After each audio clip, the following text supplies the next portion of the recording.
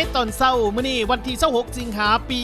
2025นี่ทางคณะกลุ่มบ้านที่1เทศบาลของเมือง2คอนแขวงสวรรณเขตที่นำโดยท่านสุบัติเกตวงศ์ประธานกลุ่มบ้านที่1เทศบาลของเมืองไม่ได้ลงพื้นที่สมทบกับองค์การปกครองบ้านในบ้านคณะบ้านมาได้ทองที่ขึ้นกับกลุ่มบ้านที่1เทศบาลเมืองไม่ได้นำพาซี่นำพี่น้องพ่อแม่ประชาชนสาวหนุ่มเพศยิงจู่ภายในบ้านมาได้ทองสมทบกับครูอาจารย์จู่ภายในโรงเรียนประถมมาได้ทองไม่ได้พร้อมเพียงสามัคคีออกแข่งงานอนามัยร่วมได้มีการเทพื้นอาคารเรียนของโรงเรียนประถมมาได้ทองเพื่อให้มีความสะอาดจบงามโดยมีแรงงานเข้าร่วมกระบวนการทั้งหมด80กว่าคนโดยกระบวนการในครั้งนี้ถือว่าเป็นอีกกระบวนการหนึ่งของทางพี่น้องพ่อแม่ประชาชนอยู่ภายในบ้านมาลัยทองเมือง2คอนแขวงสวรรณเขตเพื่อเสริมสร้างหัดแน่นความสมานสามัคคีประกอบส่วนเขาในการปรับปรุงและพัฒนาพื้นฐานโครงสร้างอาคารเรียนให้มีความแน่นหนาและเป็นระเบียบเรียบร้อยในใส่กะเกียมให้แก่การเปิดจุดเรียนใหม่ของน้องนักเรียนให้กลายเป็นกระบวนการที่พดเฟิ่นและพร้อมนี้ก็เพื่อเป็นการสร้างกระบวนการให้แก่การดำเนินกองประชุมใหญ่ครั้งที่10ขององค์การบริหารแขวงสวรรณเข